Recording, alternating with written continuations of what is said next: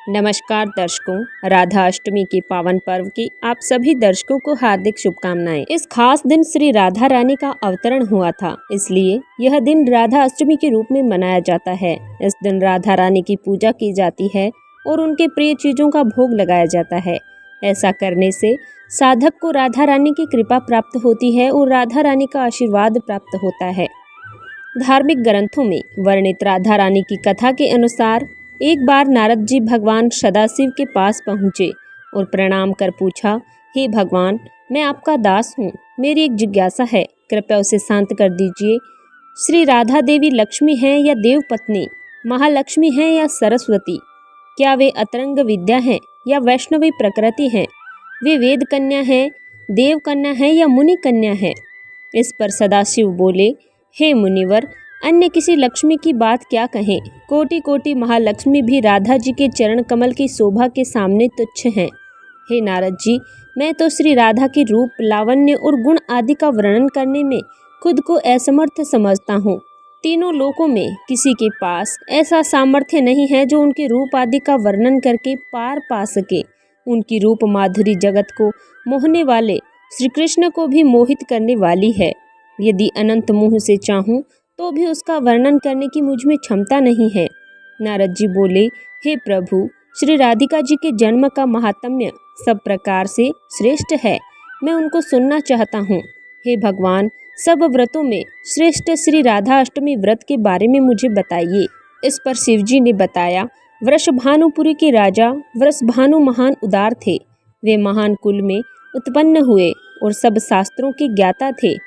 अणिमा, महिमा आदि 8 प्रकार की सिद्धियों से युक्त श्रीमान, धनी और उदार चेता थे।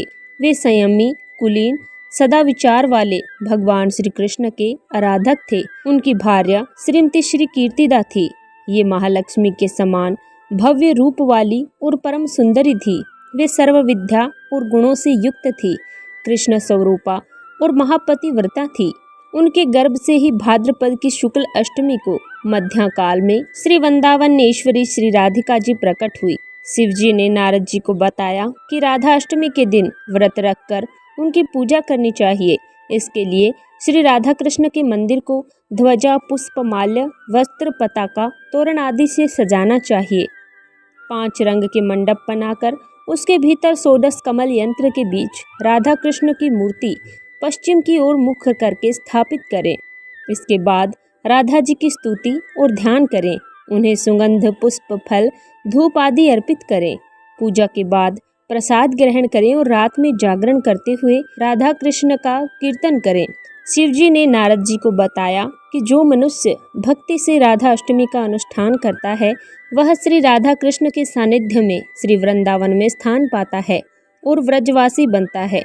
श्री राधा जन्म महोत्सव का कीर्तन करने से मनुष्य भवबंधन से मुक्त हो जाता है।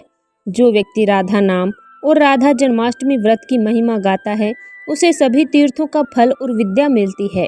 शिव जी ने कहा कि जो व्यक्ति श्री राधिका जी को भजता है, उन्हें याद रखता है, उसे मैं भजता हूँ और उसे मेरी कृपा प्राप्त होती है। राधा नाम स्मरण निष्फल नहीं होता। श्री राधा जी सर्वतीर्थमयी और ऐश्वर्यमयी है। श्री राधा भक्त के घर से कभी लक्ष्मी विमुख नहीं होती। जो राधा का ध्यान करते हैं, उसके घर श्री राधा जी के साथ श्री कृष्ण भी वास करते हैं। ये सब सुनकर मुनि श्रेष्ठ नारद जी ने राधा अष्टमी में पूजन किया। जो मनुष्य इस लोक में राधा जन्माष्टमी व्रत की यह कथा सुनता है, वह सभी दुखों से दूर होता है। वह सर्वगुण संपन्न और धनी हो जाता है।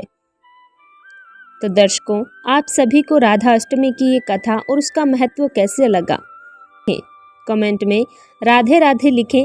वीडियो को लाइक करें, चैनल को सब्सक्राइब करें। धन्यवाद।